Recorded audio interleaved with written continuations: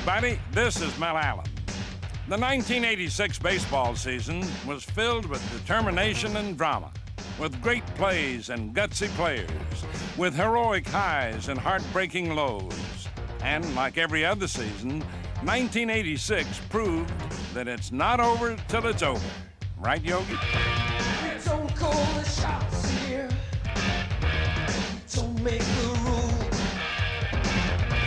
We take what we get what we can.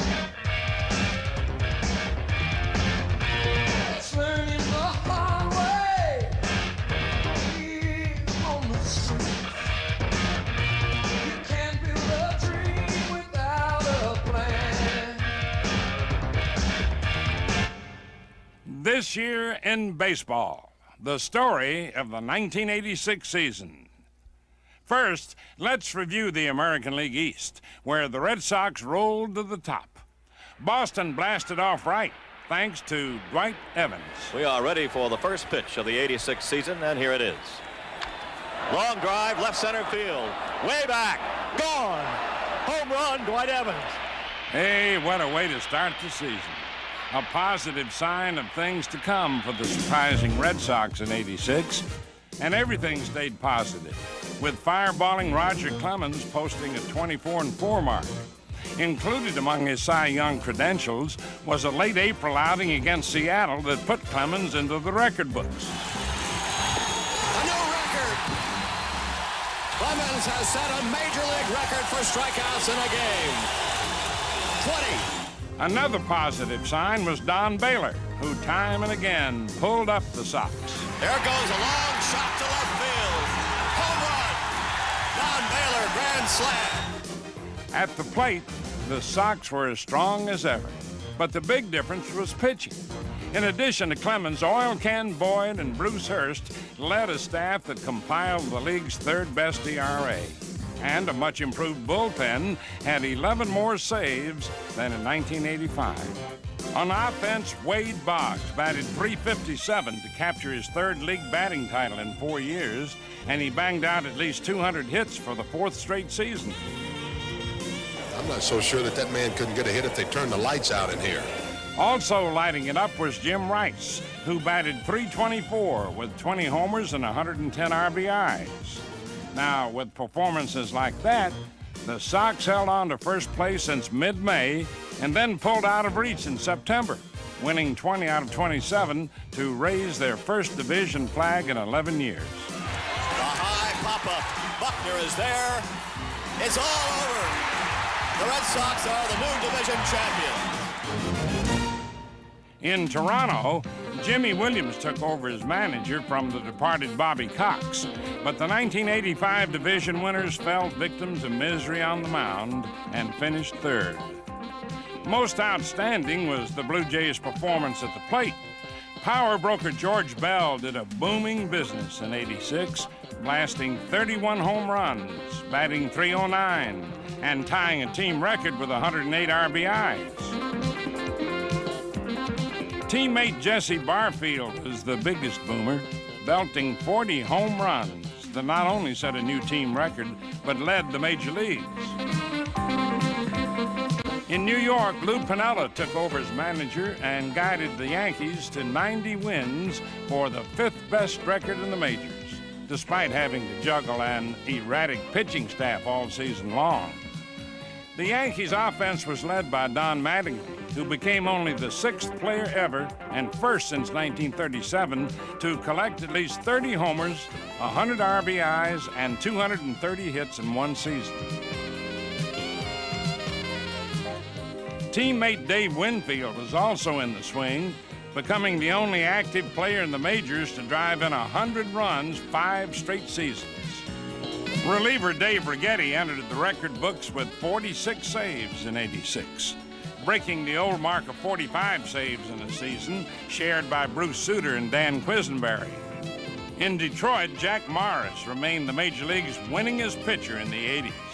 A career-high 21 wins in '86 raised his total to 123 for the decade.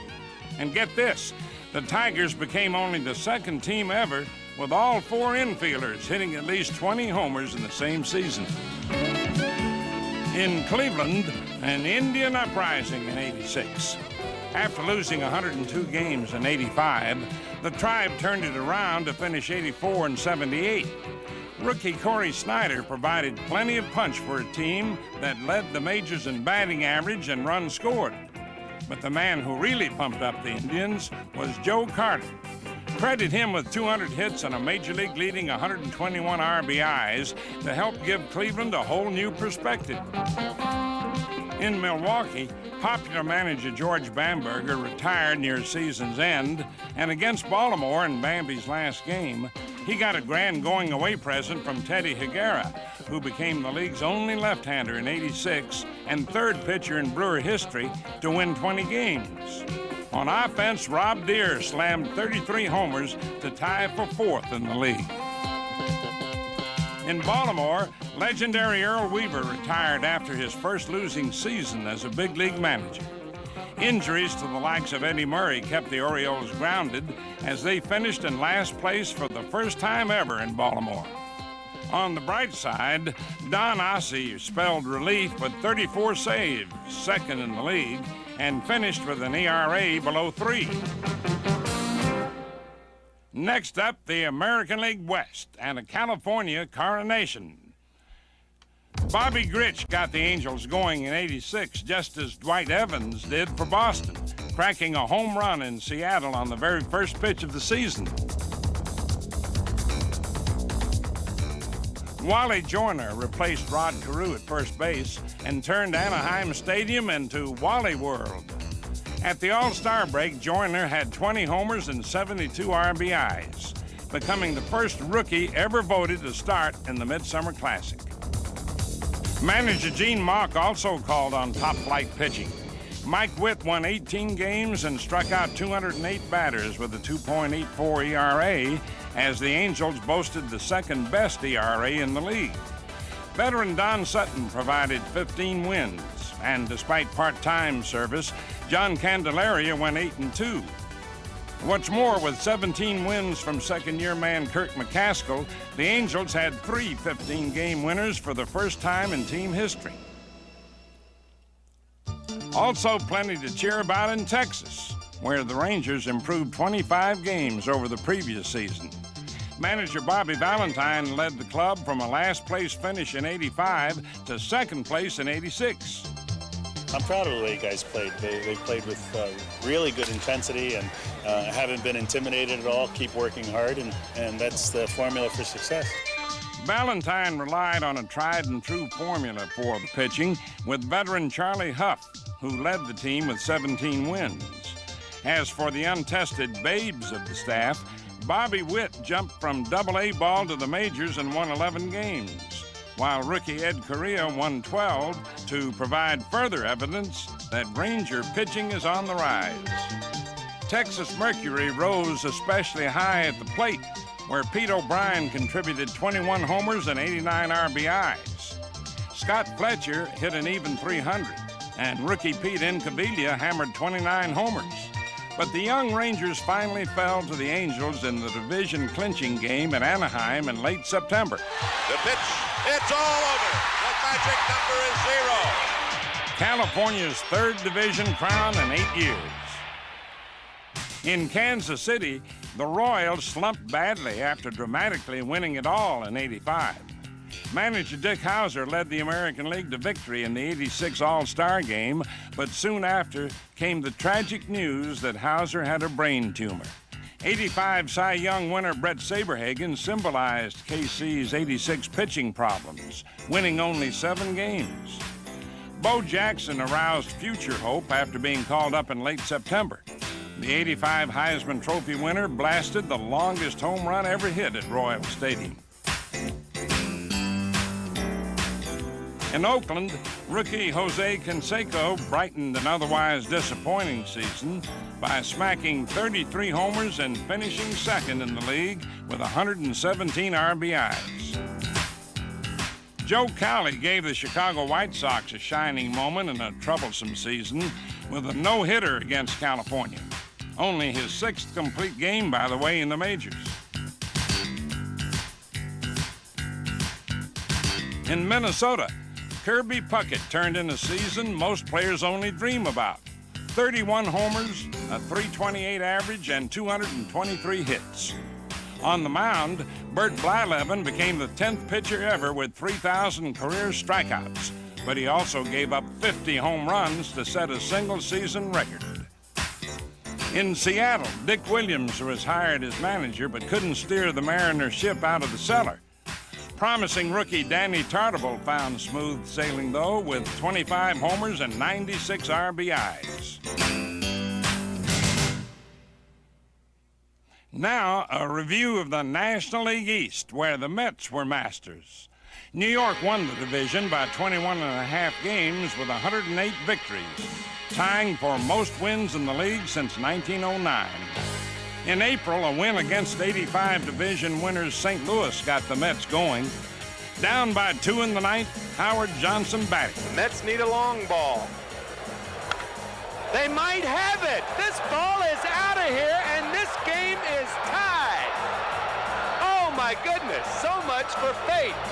The Mets won 4 straight from St. Louis and never looked back, thanks in part to a pitching quartet that led the majors in ERA. Dwight Gooden combined with former Red Soxer Bob Ojeda for 35 victories.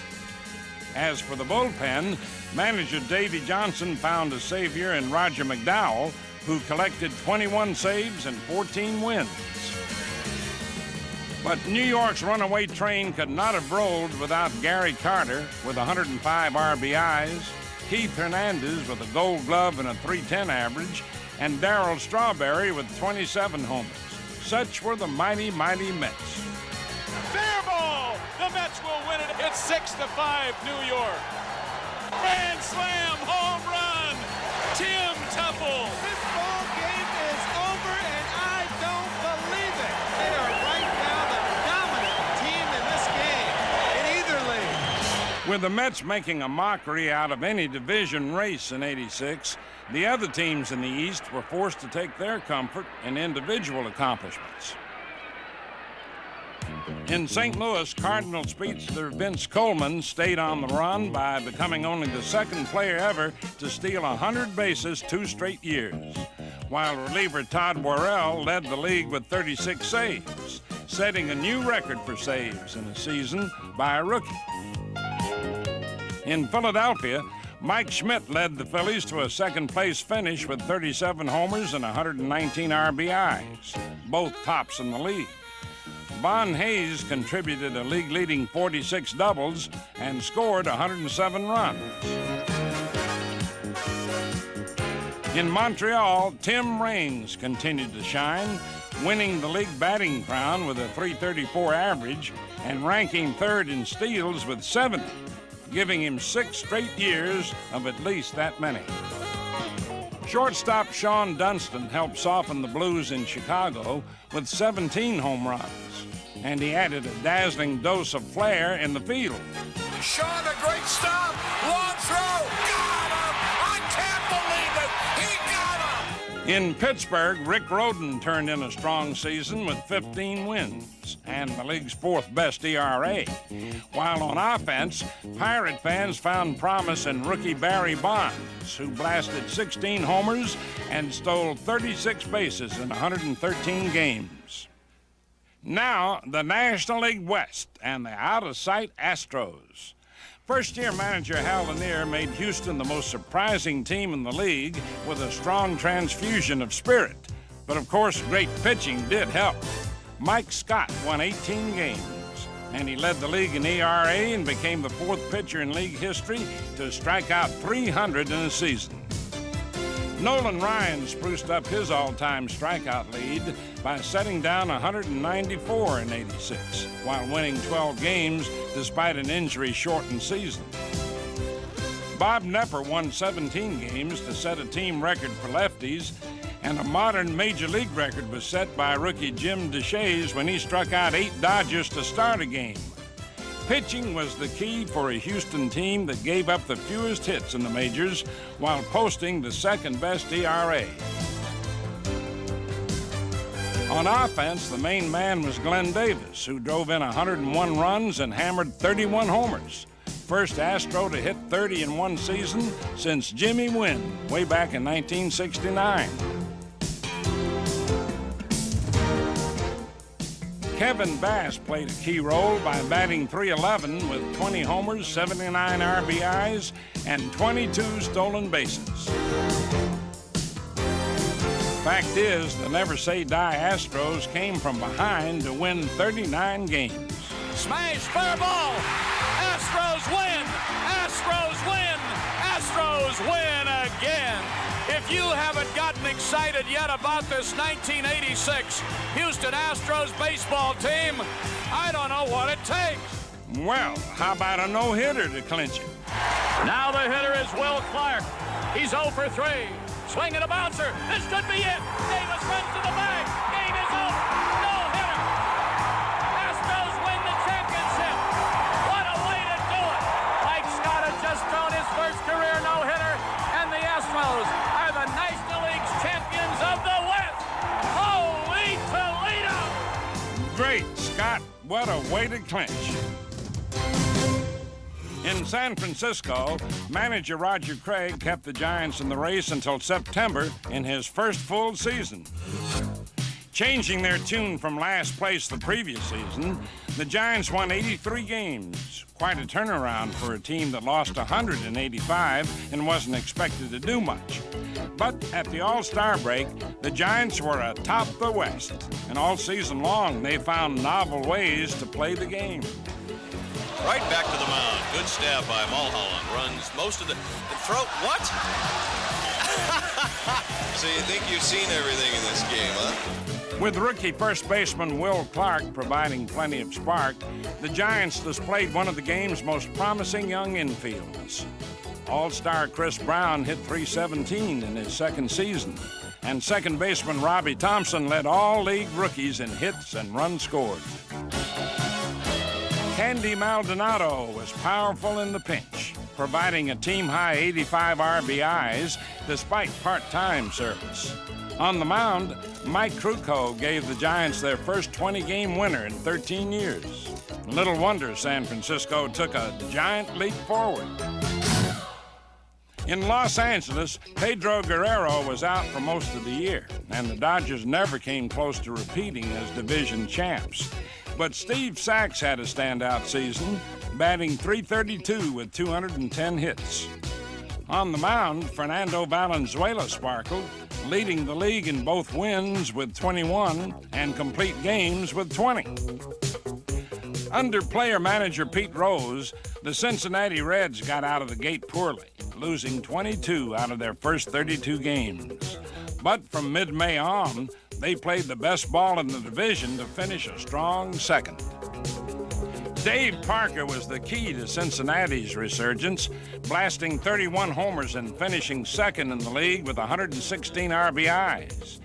An outstanding contribution also came from Eric Davis, who emerged as a major offensive force with 27 homers, 71 RBIs, a .277 average, and 80 stolen bases. Eternal optimist Chuck Tanner took over as manager in Atlanta, but even Tanner's enthusiasm couldn't rally the Braves. Still, Bob Horner provided a memorable highlight when he belted 4 home runs in a game against Montreal, the 11th player in big league history to hit 4 home runs in one game. In San Diego, Tony Gwynn was rock solid amid much turbulence. Only the 5th player since 1900 to steal 5 bases in one game. And he led the league in hits, too, and runs scored. Fans also made news in 1986, setting a new attendance record of 47.5 million. What's more, for the first time in Major League history, every team drew at least 1 million. How about that? The 86 season also had its share of individual milestones. California's Don Sutton made history against Texas in mid-June, becoming the 19th pitcher ever to win 300 games. At age 41, Sutton entered the Magic Circle in his 21st season. I know that I'm not spectacular. I know that I'm not flamboyant. I know that I am not a dominating pitcher, but I worked very hard at my trade. I worked very hard at staying in shape, and I worked very hard at staying a good ball player. Steve Carlton was on the mound for San Francisco when he made history in the game against Cincinnati. Here's the pitch. Swung on and missed.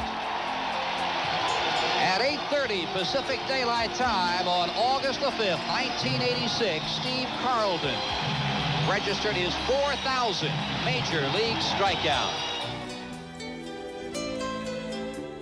Philadelphia reliever Kent TWIB came on to wrap up a victory against his former Pittsburgh Pirates and in the process set a National League record for appearances by a pitcher. TWIB broke the old mark of 846 set by Elroy Face. California's Reggie Jackson kept climbing in the record books, passing Hall of Famer Mickey Mantle to move into 6th place on the all-time home run list. Jackson finished the season with 548 career homers, 25 shy of number 5 all-time Harmon Killebrew.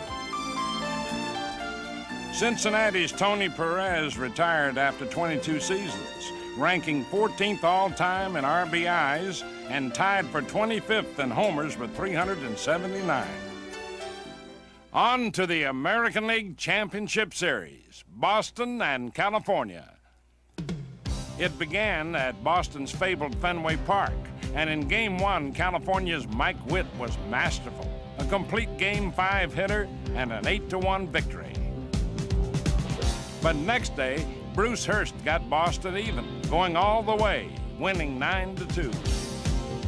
On to California for Game 3, where the Angels took the lead again with a 5-3 victory.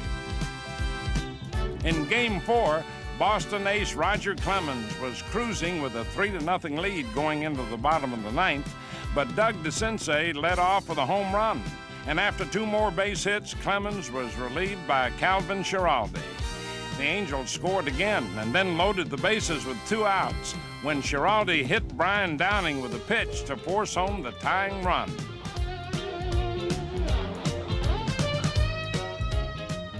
It stayed 3-all until the last of the 11th when Bobby Grich drove home the winning run, handing the Red Sox a heartbreaking loss and the Angels a 3-1 lead in the series.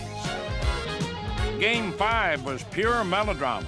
In the 6th inning, Grich ended up with a home run when Dave Henderson couldn't hang on, and that gave the Angels the lead.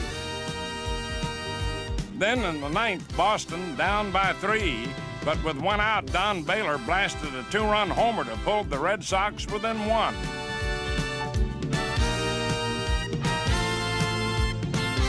Donnie Moore came on in relief, and with 2 outs and a man on base, Dave Henderson was batting, and he had 2 strikes on him. Moore's reaction tells the story. The Angels 1 strike away from the pennant, but Henderson's homer gave the Sox a 1-run lead.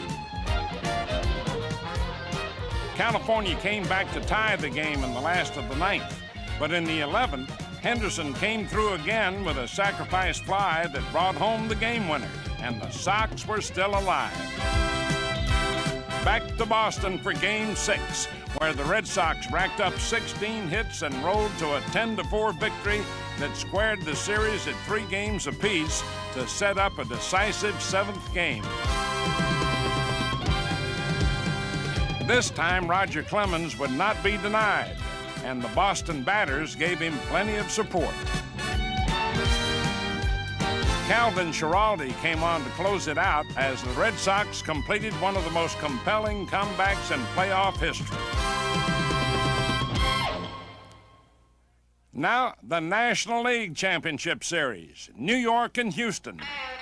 The series opened at Houston's Astrodome, and in Game 1, pitcher Mike Scott was astronomical, tying a playoff record with 14 strikeouts, going all the way on a 5-hit shutout, while Glenn Davis gave the Astros the only run of the game with a 2nd-inning homer. But Bob Ojeda brought the Mets right back in Game 2, going all the way in a 5-1 win. The scene shifted to Shea Stadium for Game 3, where Bill Doran's two-run homer put Houston ahead 4-0 after 2 innings. But the Mets got a run before Darryl Strawberry tied the game with a 3-run blast in the 6th. Houston scored once more, but Wally Backman was on base in the bottom of the 9th when Lenny Dykstra unloaded a long ball to give New York a dramatic 6-5 win and a 2-1 lead in the series.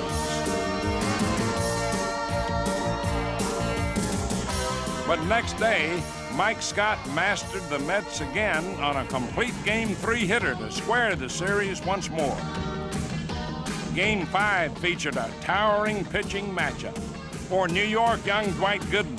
For the Astros, veteran Nolan Ryan, who outpitched his opponent but left after 9 with the score tied at 1. Gary Carter drove home the game winner in the bottom of the 12th, and the Mets were 1 victory away from the pennant.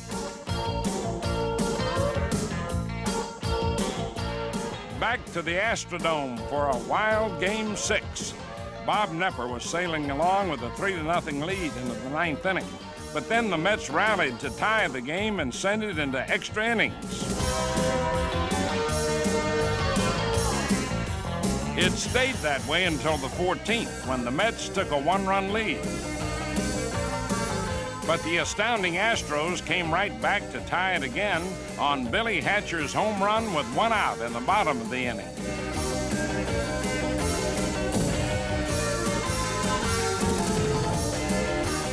On it went into the 16th inning. Without doubt, one of the most heart-stopping games ever. New York scored 3 runs, but Houston answered with 2, and Jesse Orosco was on the mound with 2 Astros aboard, 2 outs, and Kevin Bass at the plate. And that was it, a fantastic finish to a spectacular series.